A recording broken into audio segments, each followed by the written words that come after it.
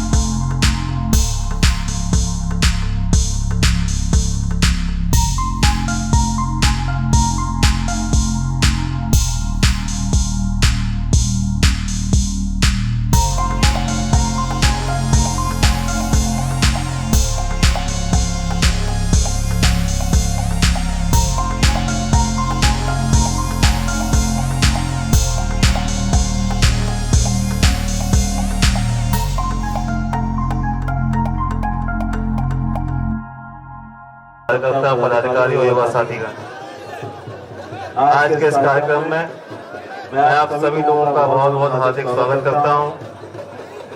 माननीय राष्ट्रीय अध्यक्ष जी के आह्वान पर बड़ी संख्या में जो लोग यहाँ ट्रैक्टर के द्वारा आए और किसानों के समर्थन में जो कार्यक्रम आपने किया उसके लिए मैं बहुत बहुत बधाई शुभकामना देता हूँ और गणतंत्र दिवस के अवसर पर आप सभी लोगों को बहुत बहुत बधाई। जय हिंद, जय स्वामी। अब मैं अनुरोध करूंगा बदायूं के पूर्व सांसद आदरणीय धर्मेंद्र यादव जी से कि वो अपने विचार व्यक्त करें। आदरणीय सांसद जी। परमाननीय राष्ट्रीय अध्यक्ष जी, परमाननीय प्रोफेसर साहब, श्री तेज प्रताप जी, भाई सुनील जी, साथी आनंद जी, आदरणीय सुताराम जी और इटावा और आसपास के सभी मेरे पार्टी के सम्मानित नेतागण, कार्यकर्ता साथियों, आज के इस मौके पर सबसे पहले देश के गणतंत्र दिवस के इस अवसर पर मैं आप सबको हृदय से शुभकामनाएं देता हूं, बधाई देता हूं गणतंत्र की।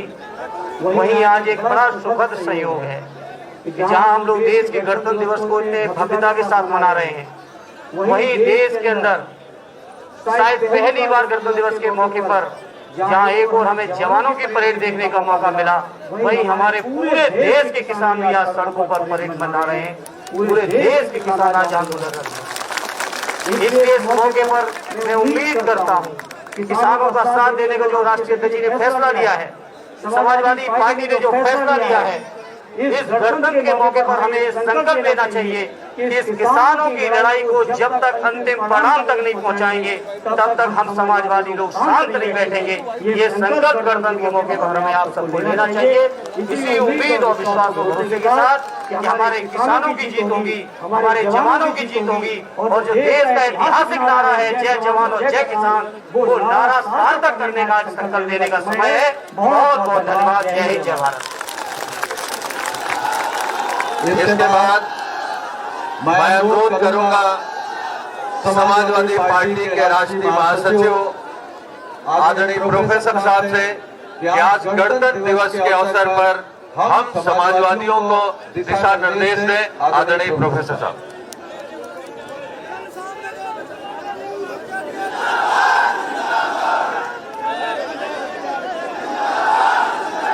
आदरणीय अध्यक्ष जी, हमारे आनंद भदौरिया जी, धर्मेंद्र जी, तेज प्रताप सिंह जी, ट्रैक्टरों को लेकर आए हुए हमारे बहुत सम्मानित किसान साथियों, और इसके अलावा जो नौजवान और अन्य लोग आए हुए हैं, उन सबका मैं गणतंत्र दिवस के अवसर पर यहाँ सैफई में स्वागत करता हूँ। साथियों,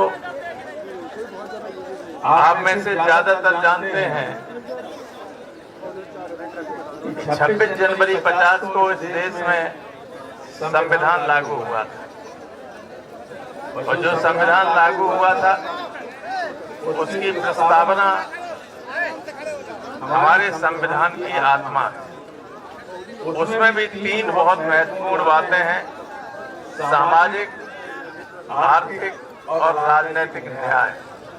माने ये एक संकल्प लिया गया है कि हम इस देश के लोगों को सामाजिक न्याय उपलब्ध कराएंगे, राजनीतिक न्याय उपलब्ध कराएंगे और आर्थिक न्याय उपलब्ध कराएंगे। पहली चीज है इसमें सोशल जस्टिस, सामाजिक न्याय। संविधान की प्रस्तावना में लिखा हुआ है जब तक सामाजिक न्याय नहीं मिलेगा तब तक आर्थिक न्याय नहीं मिल सकता है, और आर्थिक न्याय नहीं मिलेगा तब राजनीतिक न्याय नहीं मिल सकता है। आप देख रहे हो आर्थिक न्याय किन लोगों को मिल रहा है, और उसी के पैसे के बल पर लोग सत्ता में बैठे हुए हैं। किसी गरीब को, किसी आम आदमी को, देश की 90% जनता को न सामाजिक न्याय मिल रहा है, न आर्थिक न्याय मिल रहा है, न राजनीतिक न्याय मिल रहा है। पैसे के बल पर कुछ लोगों के पास जो पैसा पहुंच रहा है, सारे देश की संपत्ति को बेचा जा रहा है। मैंने बीजेपी के लोगों से पूछा कि जब आप सब बेच देंगे तो शासन किस पर करेंगे? भाई रेल बेच दी, हवाई अड्डे बेच दिए, प्लेटफॉर्म बेच दिया, इंडियन ऑयल बेचने जा रहे हैं, बीपीसीएल बेच दिया, ओएनजीसी बेच दिया, तो बचा क्या आपके पास? राज्य किस पे करोगे? मैं रेल मंत्री से पूछा, ये बताइए कि जब रेल की जमीन बेच दी, प्लेटफॉर्म बेच दिया, आपको मालूम है कि रेल की पटरी के पास ये सारी जमीनें हैं जो सब अडानी को बेच दी गई। अब रेल की पटरी को संभालने का काम करो आप, और पैसा कमाए अडानी। लखनऊ हवाई अड्डे पे गए आप लोग, सब पे लिखा अडानी लिखा है, और अगर वहां जाओ तो थोड़ी देर के लिए गाड़ी खड़ी करोगे, रुपया लग जाएंगे। उससे ज्यादा अगर खड़ी हुई 5 मिनट से ज्यादा तो और 10 रुपया लग जाएंगे। पूरा लूट है। ट्रेन में आप बाथरूम जाएंगे उसका भी पैसा देना पड़ेगा। सारे देश पर कब्जा कर लिया गया है, सारे देश पर। और किसानों के लिए जो कानून बना है, आपको याद होगा, सुना होगा, लाखों लोगों ने सुना है, जब मैंने ये कहा कि माननीय कृषि मंत्री जी, मुझे लगता नहीं कि ये कानून आपने बनाया है, तो सारे लोगों ने तालियां बजाई और नरेंद्र सिंह तोमर नीचे को सर किए बैठे रहे, क्योंकि कोई भी किसान का बेटा ये कानून बना ही नहीं सकता। ये कानून हिंदुस्तान के किसानों को अपनी ही जमीनों पर मजदूरी करने के लिए विवश कर देंगे अगर वापस न हुए तो। याद रखिएगा, अपनी ही जमीन पर, क्योंकि बड़े बड़े लोग खरीद लेंगे जमीनें आके, 1-1 लाख एकड़ का फार्म होगा, सब बेदखल हो जाएंगे। तो उसी मजदूरी कीजिए, बगल में मंडियां। अच्छा ये बताइएगा, नीयत साफ होगी गवर्नमेंट की। अगर इन लोगों को मालूम न होता तो मध्य प्रदेश में चले जाइए, कई जगह, एक जगह अडानी ने जो गोदामें बना ली हैं, 4-5 साल से बन रही थी, उनकी क्षमता करोड़ों टन गेहूं और चावल रखने की, करोड़ों टन को कई जगह बना ली। तो उसे कैसे मालूम था कि ये कानून आने वाला है? सब पहले ही से मालूम था, सब प्रायोजित था। ये गवर्नमेंट केवल देश के 10 लोगों के लिए काम कर रही है और 125 करोड़ लोगों को मूर्ख बना रही। यहाँ कौन आदमी ऐसा है जो राम मंदिर के खिलाफ हो? कोई खिलाफ नहीं, कोई खिलाफ नहीं। लेकिन ये ठेकेदार बन गए और कह रहे करे उसी के नाम पे। इनसे बचिए, ये व्यापारी है, इनका न भगवान में कोई विश्वास है। जो जनता को लूटता है वो उसके मन में ईश्वर के प्रति प्रेम कैसे हो सकता है? ये जनता जो है, ये जनार्दन है, ये ईश्वर का स्वरूप है। इसको लूटने वाले भगवान के समर्थक नहीं हो सकते। तो ये बीजेपी वाले सब लूट रहे, इसलिए आज जब वक्त आने वाला है, वक्त आने वाला है, ये मत देखना जिसको अखिलेश खड़ा करते हैं उसको चुनाव वोट जिता देना। ये केवल है जिसे खड़ा करते हैं, फिर ये मत देखना कि ये ऐसा है, ये वैसा है। और आज आप लोग संकल्प लेके जाइए, जो हमारे अध्यक्ष जी कहें उस पर अमल करेंगे। संकल्प लोगे? जो अखिलेश कहें उनकी बात मानोगे? चलिए, बहुत बहुत धन्यवाद। आप बहुत बहुत धन्यवाद आदरणीय प्रोफेसर साहब। अब मैं अनुरोध करूंगा समाजवादी पार्टी के राष्ट्रीय अध्यक्ष जी से कि आज गणतंत्र दिवस पर जब पूरे देश का किसान एक अलग परेड कर रहा है और आपके निर्देश पर समाजवादी लोग पूरे उत्तर प्रदेश में ट्रैक्टर रैली निकाल रहे हैं, जब देश इंतजार कर रहा है आपके संदेश का, तो मैं अनुरोध करूंगा आदरणीय राष्ट्रीय अध्यक्ष जी से कि आए और हम लोगों को, प्रदेश को, इस देश को दिशा दें। आदरणीय राष्ट्रीय अध्यक्ष जी।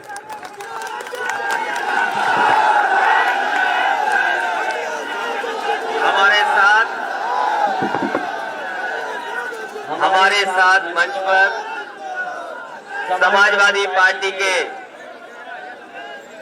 राष्ट्रीय प्रमुख महासचिव आदरणीय राम गोपाल यादव जी, हमारे साथ इस मैदान में उपस्थित सभी हमारे आदरणीय बुजुर्ग और सभी नौजवान समाजवादी साथियों, पत्रकार बंधुओं, मैं सबसे पहले आज 72वें गणतंत्र दिवस की आप सबको बहुत बहुत बधाई और शुभकामनाएं देता हूं। मैं सभी समाजवादी साथियों का धन्यवाद देता हूं कि बहुत कम समय में आपको जानकारी मिली और इतने कम समय में आप सब लोग यहां पर आए हैं। मैं एक एक समाजवादी साथी का बहुत बहुत धन्यवाद और आभार प्रकट करता हूं। साथ ही साथ ये हमारे सभी किसान भाई और यूं कहें कि जितने भी समाजवादी साथी हैं ये सब किसान हैं, और जितने किसान हमें यहाँ दिखाई दे रहे हैं ये सब समाजवादी साथी हैं।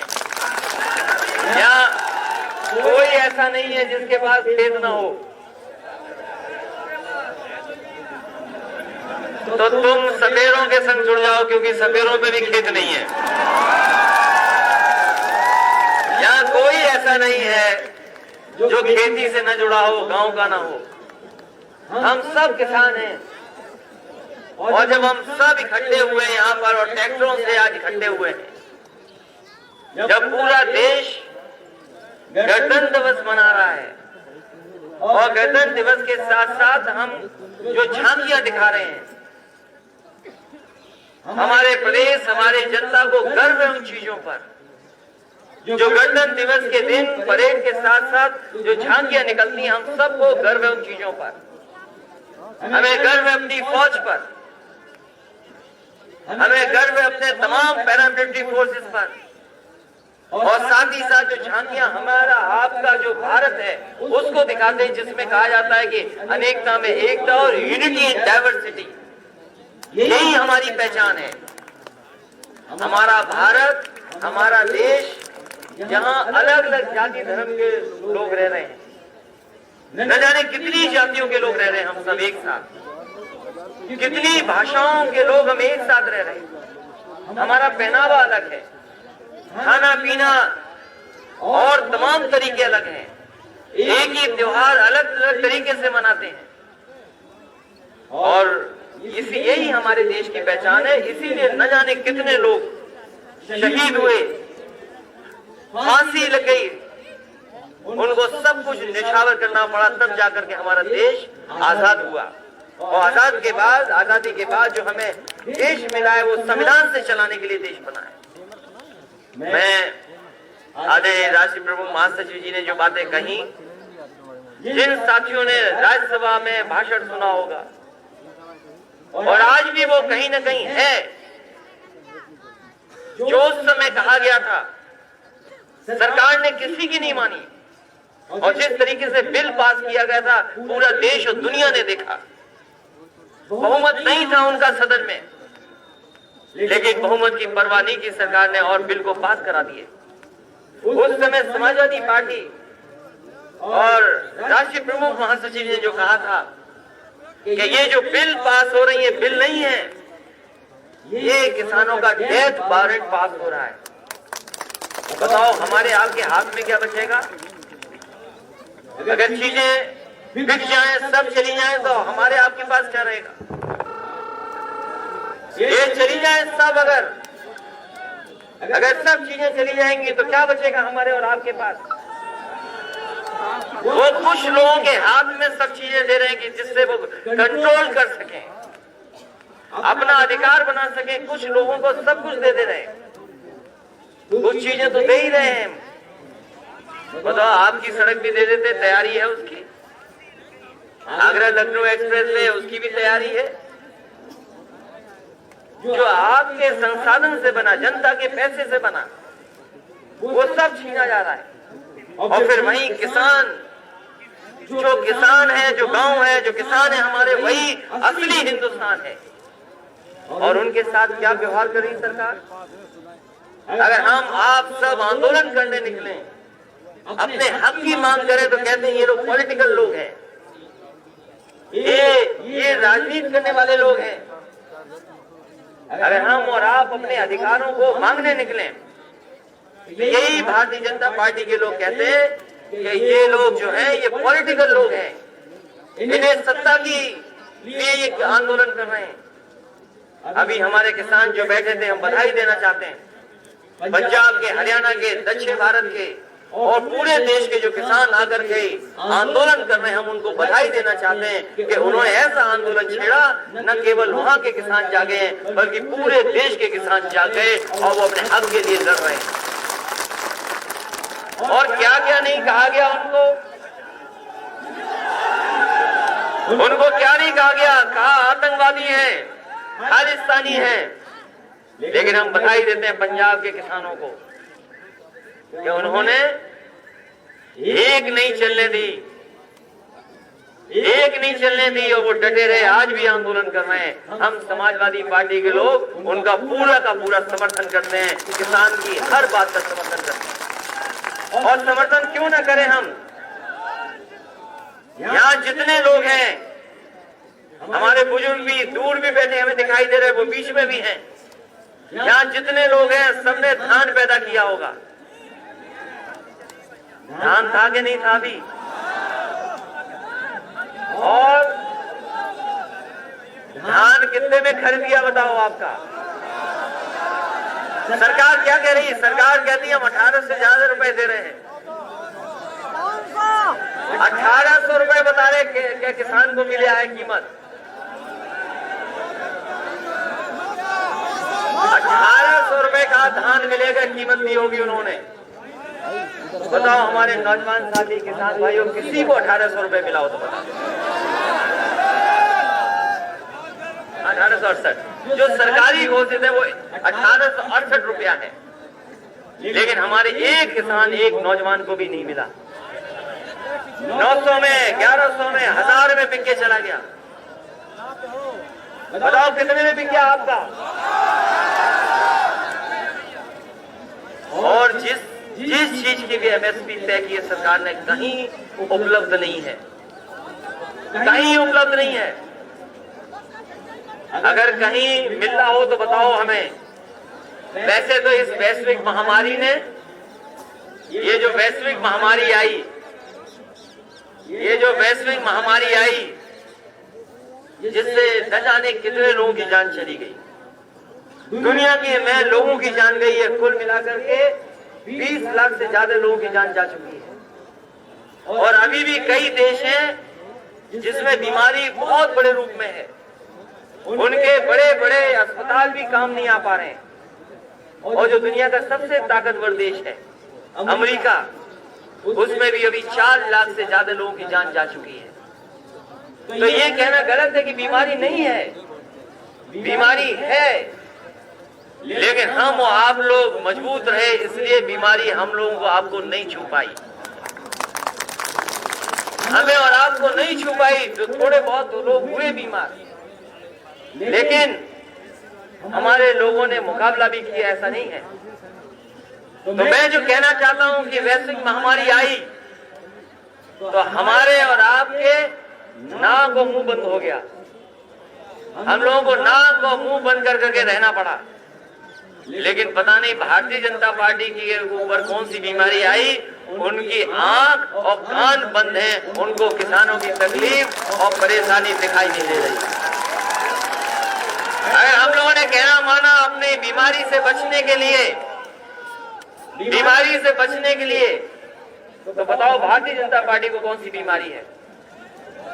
भारतीय जनता पार्टी के जो सुनाई नहीं रहा, ना दिखाई दे रहा है। और हम किसान जो थे जिन्होंने आंदोलन किया, एक बार उन्होंने कहा कि ये आतंकवादी हैं, ये किसान खालिस्तानी हैं। उस समय समाजवादी पार्टी ने कहा अगर ये खालिस्तानी हैं, आतंकवादी हैं, तो भारतीय जनता पार्टी के लोग इनके पैदा किए हुए अनाज को क्यों खा रहे हैं? इनको खाना छोड़ देना चाहिए। अगर किसान आतंकवादी है तो उसकी पैदा की हुई चीज क्यों खा रहे हैं? तो ये बड़े सवाल हैं। ये बड़े सवाल इतने हैं कि क्योंकि पूरी की पूरी अर्थव्यवस्था हमारी ठहर जाएगी और कुछ लोगों के हाथ में चली जाएगी। अगर चीजें कुछ लोगों के हाथ में चली जाएंगी तो जो संविधान हमें अधिकार देता है वो अधिकार कैसे हमें मिलेंगे? चाहे वो हमारा समाजवादी आंदोलन हो, चाहे संविधान ने कहा कि हमारा समाज सेकुलर समाज है, और डेमोक्रेसी कहां बची बताओ आप? ये तो आप ज्यादा आ गए, संख्या ज्यादा है, इसलिए पुलिस लाठी नहीं उठा पा रही है। और अगर 1-2 होते तो बताओ कितनी लाठी पड़ रही होती आपको। और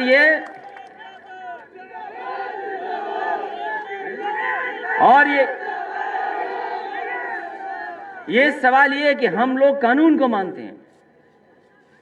ये कानून को हम लोग इसलिए मानते हैं कि हमें संविधान पर भरोसा है, हम लोग संविधान के तहत चलना चाहते हैं। लेकिन ये सरकार नहीं परवाह कर रही है। जब पहली बार समाजवादी लोग किसान यात्रा निकालना चाहते थे, कोई समाजवादी नेता नहीं बचा होगा जिसके घर पर पुलिस नहीं पहुंच गई हो।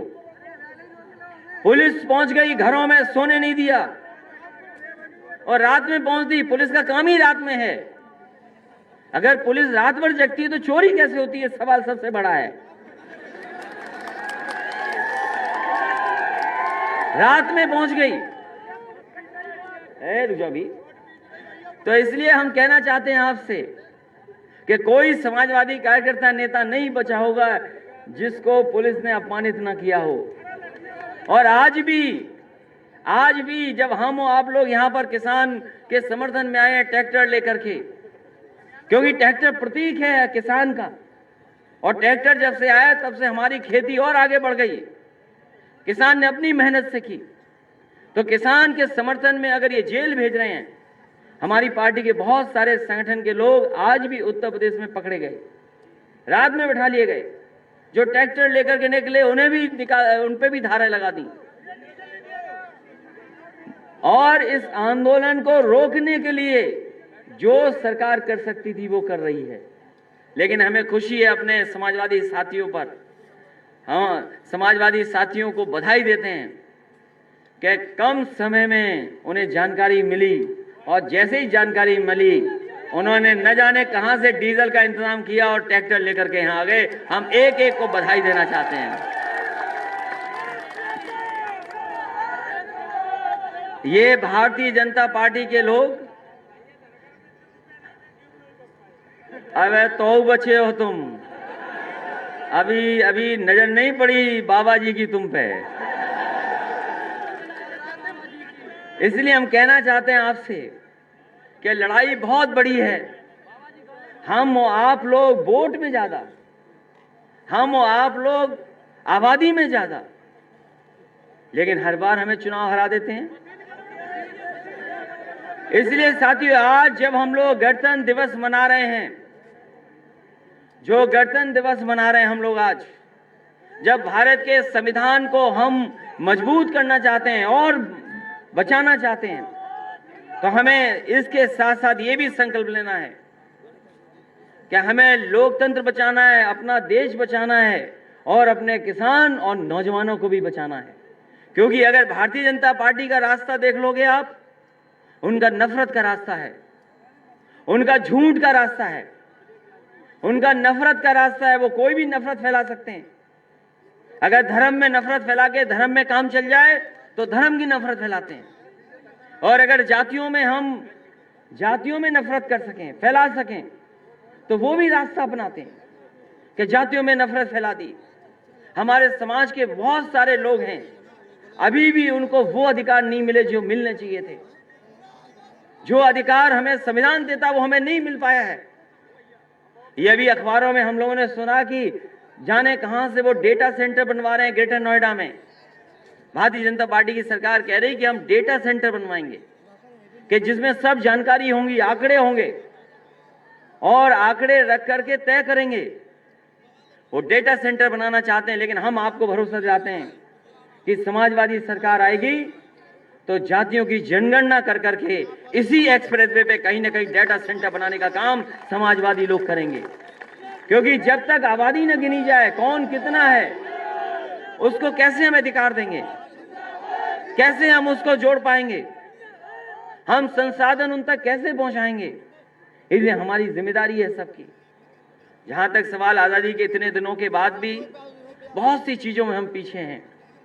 अगर हम उत्तर प्रदेश को देखें तो हर चीज में पीछे हैं हम लोग। भूखी के आंकड़ों में हम पीछे हैं, तमाम हमारी शिक्षा के क्षेत्र में हम पीछे हैं, नौकरी और रोजगार के क्षेत्र में हम लोग हैं ही नहीं कहीं। और अगर भाषण सुन लो मुख्यमंत्री जी का तो वो कहते हैं हमने तो नौकरी दे दी बहुतों को, वो कहते हैं हमने नौकरी दे दी बहुतों की। अभी कुछ दिन पहले मैं उनका भाषण सुन रहा था तो उन्होंने कहा कि प्रदेश में आबादी 24 करोड़ के लगभग है और हमने कई करोड़, शायद 14 करोड़ लोगों को नौकरी दे दी, रोजगार दे दिए उनको। अभी आप लोग, क्योंकि कोई बात झूठ नहीं हो सकती आज के जमाने में, ये जो मोबाइल वाले नौजवान ये ढूंढ लेंगे कब भाषण दिया था। आप सुनना प्रदेश के मुख्यमंत्री जी का 21 तारीख का भाषण उनका सुनिएगा स्थापना दिवस के दिन। कहते आबादी इतनी है हमारी और हम इतने लोगों को नौकरी दे चुके हैं, 14-15 करोड़ लोगों को। बताओ कहां नौकरी है 14-15 करोड़ लोगों को। और जो हमें आपको धोखा देने के लिए जो इन्वेस्टमेंट मीट की थी, निवेश के लिए जो कार्यक्रम बनाया था, निवेश के लिए जो कार्यक्रम बना था, कहा था कि हम 5 लाख करोड़ का निवेश कर रहे हैं। बताओ 5 लाख करोड़ का निवेश की बात हुई थी और 4 साल पूरे हो गए, 5वां बजट आने वाला है, कोई उत्तर प्रदेश में निवेश नहीं कर पाए। जो भी काम दिखाई दे रहा है वो सब समाजवादी सरकार का है, भारतीय जनता पार्टी ने कोई दूसरा काम नहीं कर पाए। और डिफेंस कॉरिडोर आज ही अखबार में पढ़ा होगा कि जिनने एमओयू किया था डिफेंस कॉरिडोर को लेकर के, जो कागजी किया था, जो कागजी था उनका, कागज में केवल संख्याएं लिख ली गई थी। डिफेंस को लेकर के न जाने कितने एमओयू है। जो एमओयू है, अभी सुनने में आया कि कई कंपनी जिन्होंने एमओयू किए थे उन्होंने एमओयू वापस ले लिए और इटावा से आसपास मैनपुरी से और हमारे आपके जो मुख्यमंत्री हैं न जाने कितनी नफरत करते हैं। ये सिर्फ इटावा वालों से, मैनपुरी वालों से, फिरोजाबाद वालों से अलग तरह का प्रेम है उनके ऊपर, हम लोगों पर। और जब उनकी कार्रवाई हम लोग देखते हैं उत्तर प्रदेश में जब कार्रवाई देखते हैं तो हमें नहीं लगता कि वो योगी है। और मैं आपसे कहता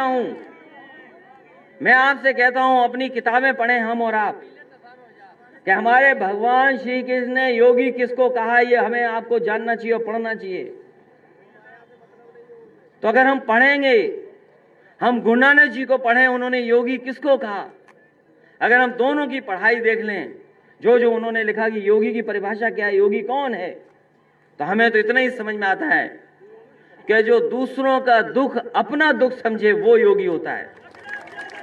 तो बताओ क्या आपके मुख्यमंत्री जी योगी हैं?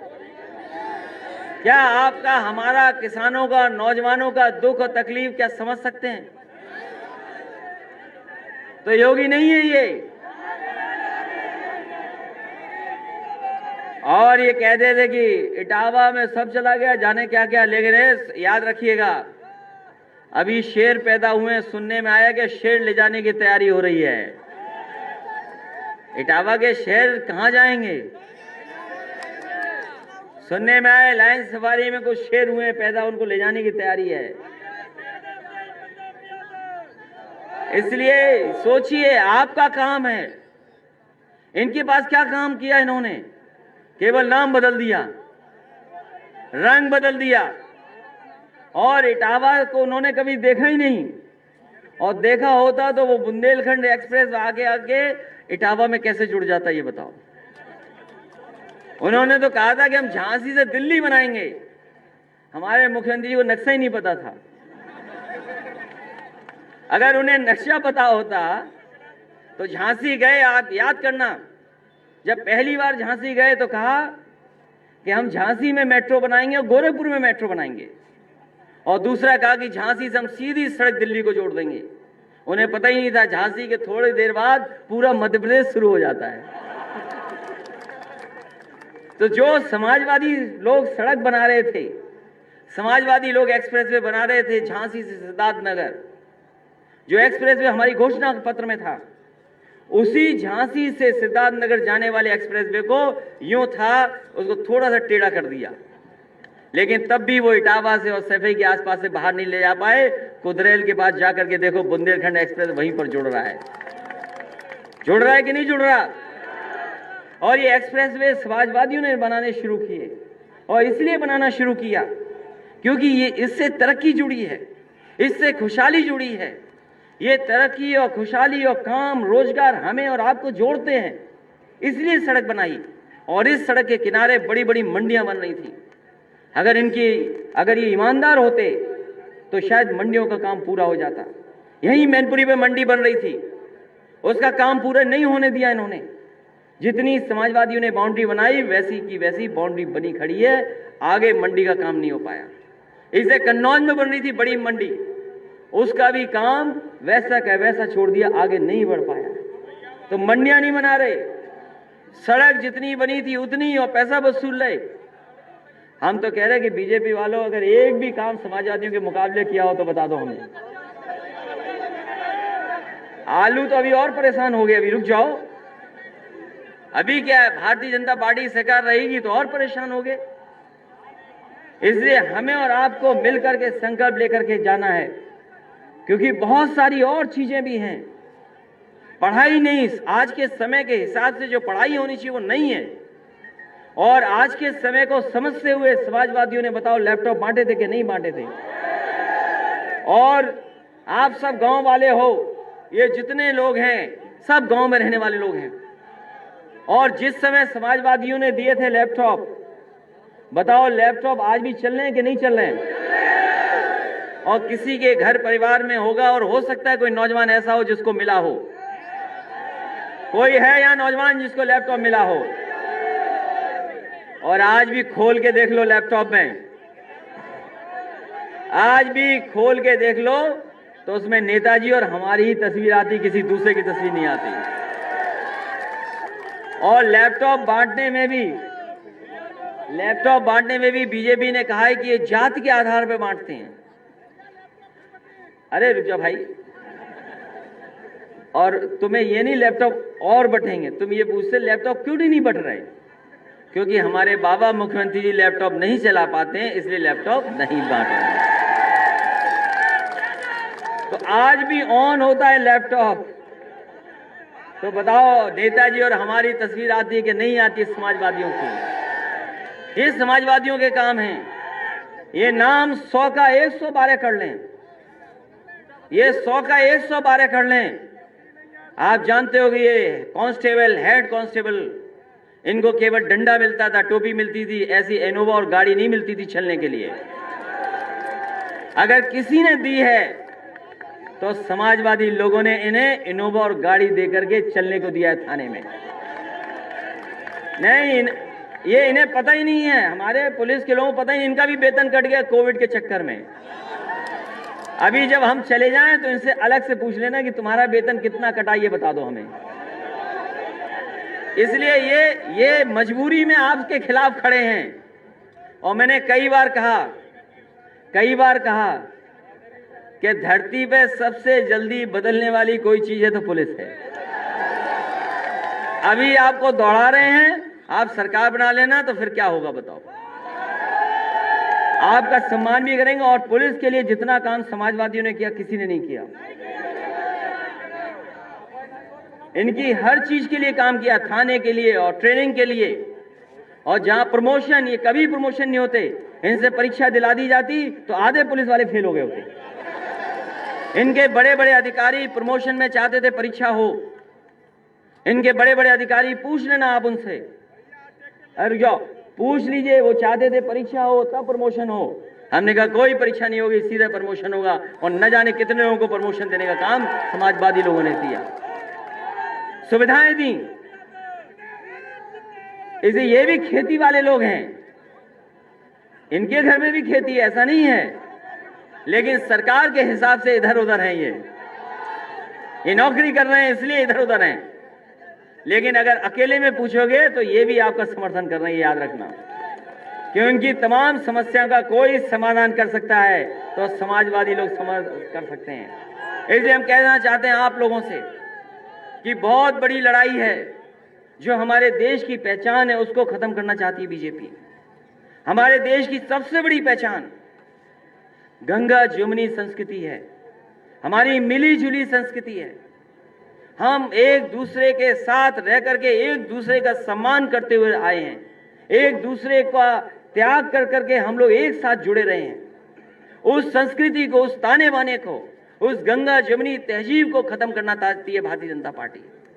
इसीलिए जानबूझ करके हमारे काम पर, हमारे आपके काम की बात नहीं करेगी, क्योंकि काम से हम एक दूसरे से जुड़ जाते हैं, अर्थव्यवस्था से हम लोग एक दूसरे से जुड़ते हैं। इसीलिए वो नहीं बात करते हैं, इसीलिए वो धर्म का रास्ता अपनाते हैं, इसीलिए वो जातियों में नफरत फैलाते हैं। और अमेरिका जैसे देश में जहां सबसे ज्यादा नफरत फैलाई थी वहां के राष्ट्रपति ने, जो हट गए हैं, बताओ वहां पर भी नफरत फैलाई कि नहीं फैलाई? गोरा और काले को लेकर के नफरत फैला दी, गोरे और काले की नफरत फैलाई, जो कोई जगह नहीं रखती आज के समय में। लेकिन वो नफरत वहां पर भी हारी, और हमें भरोसा है कि अगर उस लोकतंत्र में वो नफरत हारी है तो भारत के भी लोकतंत्र में ही नफरत हारेगी।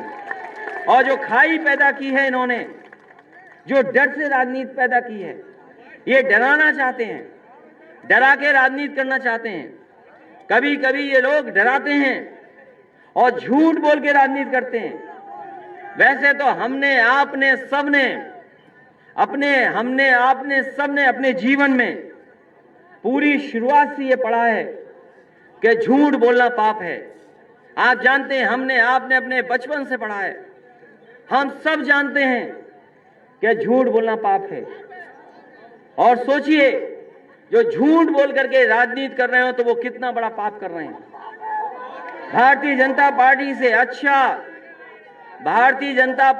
अच्छा बड़ा झूठ कोई नहीं बोल सकता जितना भारतीय जनता पार्टी के लोग झूठ बोल रहे हैं। ये झूठ बोलने वाले लोग हैं, नौकरी में झूठ बोलेंगे, कारोबार में झूठ बोलेंगे, हर चीज में झूठ बोलते हैं और नफरत फैलाने वाले लोग हैं। और इनको सहारा देता है कभी कभी हमारा मीडिया, प्रोपेगेंडा करने वाला लोग। हम लोग बड़े से बड़े कार्यक्रम कर लें, ऐतिहासिक कार्यक्रम कर लें, तो बड़े बड़े चैनलों पे आप और हम लोग नहीं दिखाई दोगे, नहीं दिखाई दोगे। आप और हम नहीं दिखाई देंगे। कभी आपने एक्सप्रेसवे की तारीफ सुनी है किसी टीवी पे? तो बताओ आप, अगर किसी चैनल ने तारीफ की हो तो बता दो। ये वही एक्सप्रेसवे है 19 और 21 महीने में बना के तैयार किया था। और जब उद्घाटन जब किया था नेताजी के जन्मदिन पर, तो आपको याद होगा एयरफोर्स के सबसे बेहतरीन लड़ाकू विमान हम लोगों ने उतार करके उस हाईवे पे दिखा दिया था कि ये हाईवे ऐसा है कि जरूरत पड़ने पर हाईवे पर हवाई जहाज उतर जाएंगे। सुकोई, मिराज और हरक्यूलिस जैसा बड़ा जो सबसे बड़ा हवाई जहाज है वो भी उतरा था। और हमने कहा कि ये सड़क केवल यहां तक नहीं रुकेगी। उस दिन जिस दिन उद्घाटन किया था नेताजी के जन्मदिन के दिन, तो हमने कहा कि ये सड़क यहां नहीं रुकेगी, ये सड़क हमारी गाजीपुर और बलिया तक जाएगी। और वही सड़क जिसमें जमीन दी किसानों ने, हमें जमीन दी, अलाइनमेंट कराया हमने, और अभी भी 4 साल पूरे हो गए, उस सड़क को नहीं बना पाए। हमने कह दिया कि समाजवादी सरकार बनेगी। जिस तरीके से आगरा लखनऊ एक्सप्रेसवे पे हवाई जहाज उतरे थे, उद्घाटन हुआ था, आने वाले समय में उसका भी उद्घाटन उसी तरीके से होगा कि लड़ाकू विमान उतरेंगे उस पर। और योगी जी इसलिए नहीं बना पा रहे, योगी जी को किसी अधिकारी ने समझा दिया, नहीं, योगी जी को किसी अधिकारी ने समझा दिया कि ये सड़क महंगी है, ये सड़क महंगी है। ये सवाल नहीं था, सवाल ये था कि योगी जी जानते ही नहीं है सड़क बनाना। अगर वो सड़क बनाना जानते होते तो बताओ, दिल्ली की और उत्तर प्रदेश की सरकार, उनकी दो सरकारें उनकी, हम लोगों ने 21 महीने बनाया, आप बैठ जाए, 21 महीने में बनाई सड़क हम लोगों ने, 21 महीने में सड़क बनाई हम लोगों ने। और इन्होंने कहा कि ये सबसे खराब सड़क है, भ्रष्टाचार हुआ है, बेईमानी हुई है। बताओ, ये कहते थे कि नहीं कहते थे? कोई दिन बचा जिस दिन ये अखबारों में न्यूज ना निकलवाते हों कि ये सड़क महंगी बनी है, ज्यादा पैसा लगा है। अगर ये ज्यादा पैसा लगा, ज्यादा लगी, तो बताओ 4 साल पूरे हो गए, अभी तक आप गाजीपुर और बलिया वाली सड़क नहीं बना पाए। और जब जांच हुई थी, सबसे बेहतरीन जो संस्था है, रुड़की से बड़ी कोई इंस्टीट्यूशन नहीं है, जब उनके इंजीनियर्स भी आए और भी संस्था के जब इंजीनियर्स आए, उन्होंने जांच की, तो उन्होंने कहा कि इससे बेहतरीन सड़क कोई नहीं हो सकती। जिस क्वालिटी की ये सड़क बनी है, ये सबसे उच्चतम और बेहतरीन क्वालिटी की सड़क है। तो बताओ, 21 महीने में बनाई, 21 महीने में ये बनी, और 4 साल हो गए अभी तक नहीं बनाई, क्योंकि मुख्यमंत्री जो ही हैं वो जानते ही नहीं कुछ हैं। उन्हें कह दो कि इसमें अंडरपास बनना है। रुक जाओ भाई, अभी नहीं, रुक जाओ भाई, रुक जाओ। अगर उनसे रुक जाओ, नहीं भाई रुक जाओ भाई, रुक जाओ भाई, रुक जाओ। ये भी वैसे ही बीजेपी वालों की तरह है। शांत रहो, हम लोग समाजवादी लोग हैं। तो सोचिए, अगर उनसे बोले कि इसमें अंडरपास बनना है तो जाने कहां से ढूंढ के लाएंगे अंडरपास क्या होता है। उनसे बोलो कलवर्ट बननी है इसमें, तो वो पता कलवर्ट क्या होती है। तो सोचिए, इसी वजह से अभी भी नहीं सड़क बन पाई। और अगर सड़क समाजवादियों की होती तो पहले बन करके तैयार होती। आज गाजीपुर और बलिया के लोग भी इस पे सड़क पर चल गए होते और बलिया गाजीपुर तक पहुंच जाते। मंडियां नहीं बन पाई, आप लोग सड़क पर चले हो गए। जाने कितने लोग चले हो गए उस सड़क पर। आप में से कोई शायद ही बचा हो जो सड़क पर न चला हो। और बहुत सारे यहाँ हमारे नौजवान या उनके परिवार के सदस्य होंगे जिनकी जमीन गई होगी और उन्हें अच्छा मुआवजा समाजवादी सरकार में मिला है। 4 गुना मुआवजा मिला, 4 गुना मुआवजा मिला है उन्हें। इतना मुआवजा कभी किसान को नहीं दिया जाता था जितना समाजवादियों ने दिया। मुआवजा दे दिया और किसी को भी जिसकी जमीन आई उसको मुआवजा मिला है। मुआवजा दिया और आपकी सड़क बनकर के तैयार हो गई। पूरी सड़क पे बताओ कहीं हम लोगों का नाम लिखा हो तो बताओ नेताजी हमारा, या इतने लोग जितने खड़े हैं बताओ। पूरी सड़क दिखाइए, कहीं किसी नई पटिया नहीं लगाई, नहीं हम लोगों ने पटिया, क्योंकि हम लोगों ने दुनिया की सबसे बेहतरीन सड़क बनाई लेकिन अपना नाम नहीं लिखा। और जैसे ही बीजेपी की सरकार आई तो बताओ कहां पर उन्होंने अपना नाम लिखा है। जहां सूसू करने के लिए जाते हैं वहां पे नाम लिखा है उन्होंने। जैसे ही आपको जाना पड़ेगा कहीं तो देखोगे आप उन्होंने अपना नाम लिख लिया। पूरी सड़क पर समाजवादियों का नाम नहीं है कहीं भी, ना नेताजी ना हमारा, किसी का नाम नहीं है। लेकिन जैसे ही आप वहां जाओगे सुसु करने के लिए तो आपको बीजेपी के लोगों का नाम लिखा मिल जाएगा। ये सबसे प्रिय काम है शौचालय बनाने का बीजेपी का। सबसे प्रिय काम है शौचालय बनाने का। और देखिए कैसा जाल फेंका उन्होंने कि शौचालय आप बनाओ और फिर जब जांच होगी तो प्रधान जी फंस जाएंगे उसमें। कोई प्रधान नहीं बचा होगा जो 200, 250, 300 नहीं बनाया हो शौचालय। है कोई ऐसा प्रधान? कोई है प्रधान? कितने शौचालय बनाए? 200 इन्होंने बनाए और ये 200 के 200 बिना पानी वाले हैं। तो समाज है, हाँ वो तो शौचालय जानते हैं हम लोग गांव में। तो सबसे प्रिय काम है और जांच होने जा रही है प्रधानों की। ये चाल है, तुम लोग याद रखना प्रधान भाइयों, गलती उनकी है, जांच आपकी कर रहे हैं। इसलिए बहुत सावधान रहना भाजपा के लोगों से। ये बहुत ही चमत्कारी और होशियार हैं। ये कभी भी धोखा दे सकते हैं, किसी तरह का रास्ता अपना लेंगे। इसलिए जो जो फैसले अभी तक भारतीय जनता पार्टी ने लिए सब गलत फैसले लिए। नोटबंदी से काला धन, भ्रष्टाचार कहां खत्म हो गया बताओ। ये 100 नंबर अच्छी खासी गाड़ी थी, व्यवस्था थी, 112 करके उनने भी अपना रेट बढ़ा लिया। रेट बढ़ा लिया, रेट बढ़ गया कि नहीं बढ़ गया? और हमने ये इस व्यवस्था इसलिए दी थी कि गांव में गरीब के और खेत पे कोई झगड़ा हो जाए, तकलीफ में आ जाए तो फोन करे तो पुलिस उसके पास पहुंचे। अब उल्टा आना पड़ेगा आपको थाने में। और इसी तरह एम्बुलेंस भी समाजवादियों ने चलाई। एम्बुलेंस चलाई समाजवादियों ने कि नहीं 108, 102। तो इनका दिखाई देता है गांव में कुछ। गांव में फोन करो तो 112 भी पहुंचेगी जो 100 थी, 102, 108 एम्बुलेंस भी पहुंचेगी। और इन्होंने बताओ क्या पहुंचा दिए। इनके भी तो कुछ दिखाई देता होगा गांव में। तो हम लोग 100 नंबर पुलिस की, 102, 108 एम्बुलेंस पहुंचा रहे और ये किन्हें पहुंचा रहे हैं सोचो। इसलिए बहुत सावधान रहिए इन लोगों से।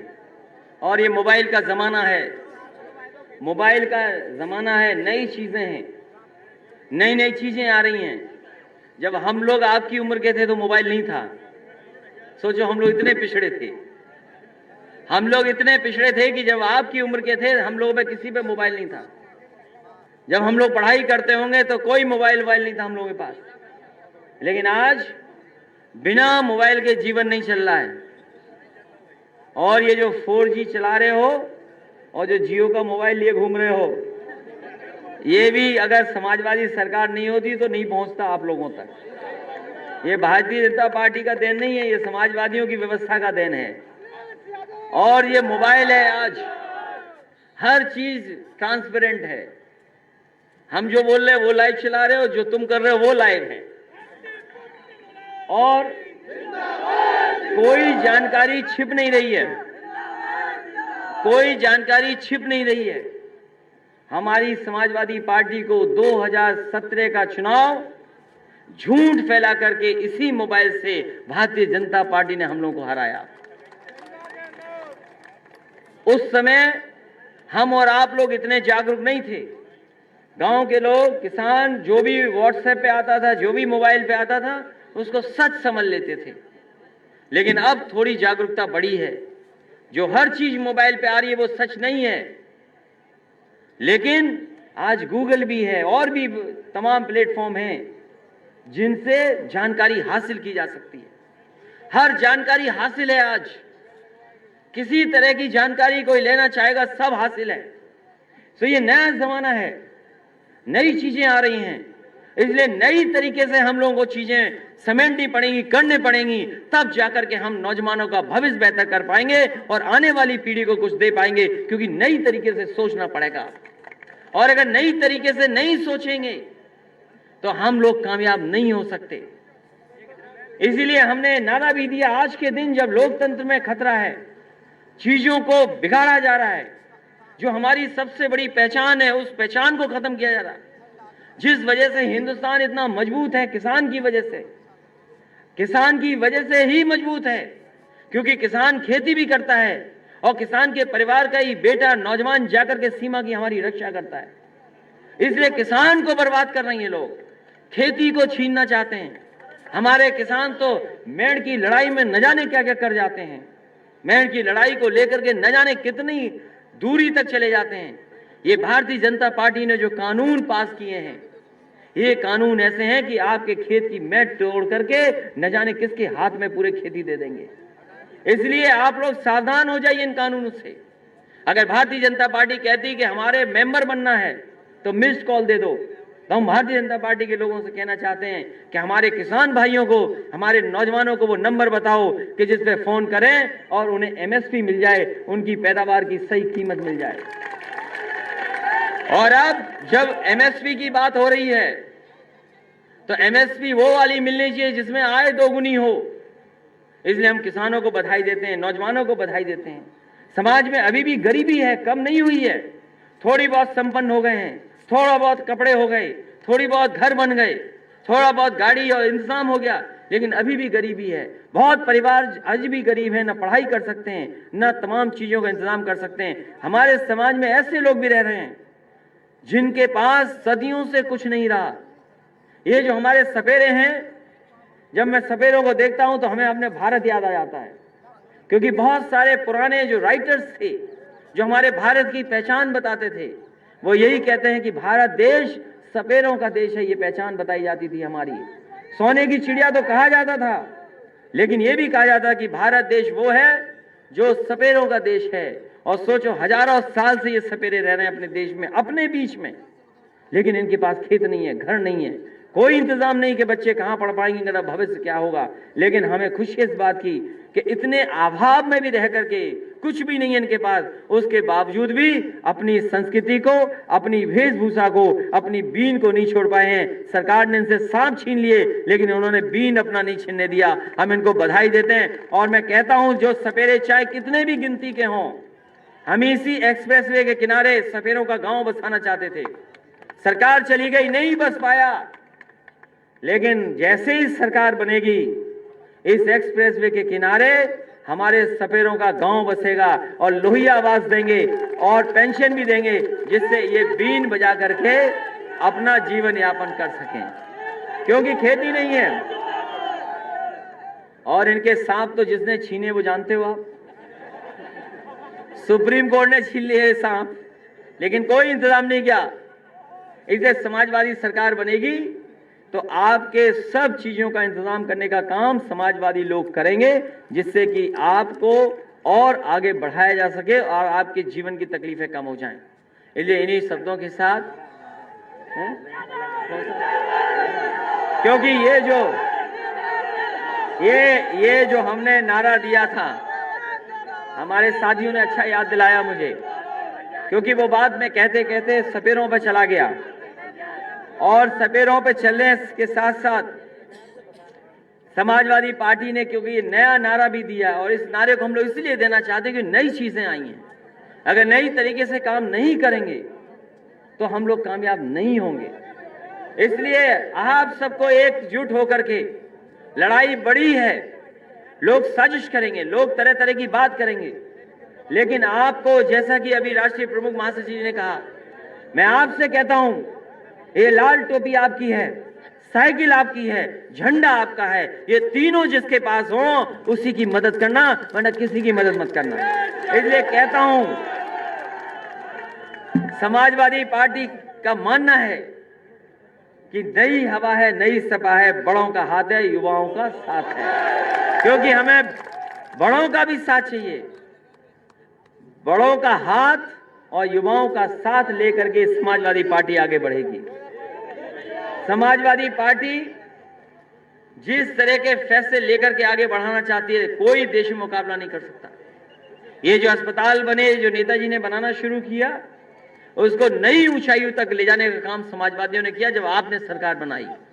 और आने वाले समय में अगर सरकार बनेगी तो इलाज का, दवाई का, पढ़ाई का इंतजाम और बेहतर कैसे कर सकें, दुनिया के बराबर कैसे हम लोग इनसे इंतजाम कर सकें, वो करने का काम समाजवादी लोग करेंगे। और काम, हमारे नौजवानों को काम चाहिए, रोजगार चाहिए, नौकरी।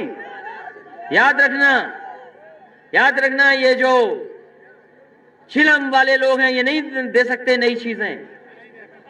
ये जो लोग हैं जो कभी आपको उलझा के रखते हैं, जब ये सरकार फंसने लगती है, ये जब सरकार फंसने लगती है तो क्या करती है सोचो आप। जैसे ही सरकार उलझती है अपनी चीजों में, वैसे ही घंटा बजाने लगते हैं। कभी घंटा बजाते हैं, कभी दिया जलाते हो, दिया जलाते हैं, कभी घंटा बजाते हैं। और फिर अब जब कभी इन्हें खतरा ज्यादा पैदा हो जाता है तो वो धर्म की नफरत फैलाने का काम शुरू करते हैं। कहते हैं ये हिंदू ही नहीं है, हम और आप हिंदू ही नहीं है। कहते हैं ये हिंदू ही नहीं है, जातिवादी लोग हैं। ये बताओ पूरे एक्सप्रेसवे पर कहीं यादव लेन हो तो बता दो एक हमें, और इस अस्पताल में बताओ कोई यादव वाला दरवाजा हो तो बता दो हमें। तो ये जानबूझ करके हमें और आपको बदनाम करने के लिए करते हैं। इसलिए हम आपसे कह रहे हैं कि आने वाले समय में अगर आप देश को मजबूत चाहते हैं और समाज को एक तरक्की और खुशहाली के रास्ते पर ले जाना चाहते हैं और अपने भारत के झंडे को और ऊंचा करना चाहते हैं, और हमारी जो पूर्वजों ने, जाने कितने लोगों ने संघर्ष और त्याग के बाद जो आजादी दी है, जो हमें संविधान मिला है, अगर उसके तहत आप समाज को आगे बढ़ाना चाहते हैं तो समाजवादी पार्टी के आंदोलन को मजबूत कर देना। मैं इन्हीं शब्दों के साथ अपने बुजुर्गों का धन्यवाद देता हूं, और अपने ट्रैक्टर लाने वाले जितने नौजवान, जितने किसान भाई हैं, मैं उनका आभारी हूं। संगठन के संतोष साथी और विधानसभा अध्यक्ष विद्याराम, इनका भी बहुत बहुत धन्यवाद देते हैं कि इनके साथ और आसपास के जितने भी लोग आए दिल्ली विधानसभा के, हम आपका बहुत बहुत धन्यवाद देते हैं। इस उम्मीद, इस भरोसे के साथ कि आने वाले समय में सरकार बनाएंगे आप, और साथ ही साथ बहुत जल्दी, क्योंकि कई जिलों के शिविर हो चुके हैं, 2-2 दिन के 3 दिन, अरे रुक जाओ भाई, 2-2 3-3 दिन के शिविर हो चुके हैं, प्रशिक्षण शिविर हो चुके हैं, 6 हो चुके हैं, और बहुत जल्दी लगभग अभी आ जाएंगे। 100 चलाएंगे नहीं, लेकिन चलाएंगे नहीं, हम बैठ जाएंगे, अभी बैठ जाएंगे। शिविर कई जिलों के हो चुके हैं।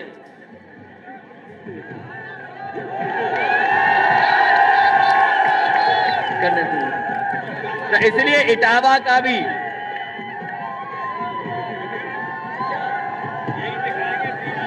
नहीं ये लड़का है, ये सपेरे हैं। सपेरे दिखाएंगे तो नहीं, रुक जाइए, टीवी वालों, देखिए ऐसा है, टीवी वाले दिखाएं लेकिन ये सपेरे हैं। शिविर हुए कई जिलों में हो चुके हैं। बहुत जल्दी अपना शिविर भी होगा। 3 दिन का शिविर करेंगे जिससे कि नौजवान जो हमारे हैं ये हमारी पार्टी के कार्यक्रम को भी समझे, सिद्धांत को भी समझे, और जरूरत है कि समाजवादी जो विचार हैं वो भी आप तक पहुंचे, और साथ ही साथ में अनुशासन और कैसे हम अच्छा कर सके, क्योंकि अनुशासन नहीं करोगे तो कोई लड़ाई नहीं जीत सकते। अगर कोई कहना नहीं मानेगा एक दूसरे का तो कभी लड़ाई में कामयाब नहीं होंगे। इसलिए शिविर भी बहुत जल्दी होगा। आप सबका बहुत बहुत मैं आभारी हूँ, बहुत बहुत धन्यवाद देता हूँ। इस गणतंत्र दिवस की बधाई। देश हमारा मजबूत हो, देश ऊंचाइयों तक जाए।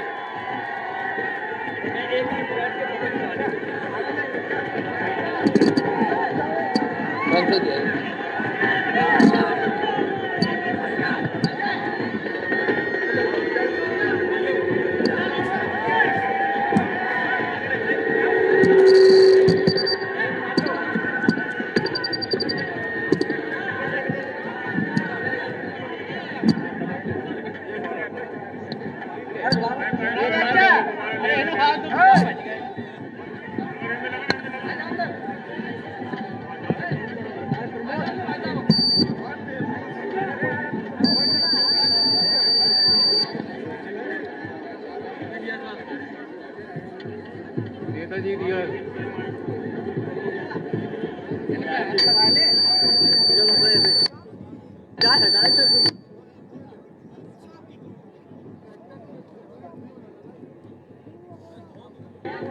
थोड़ी बात तो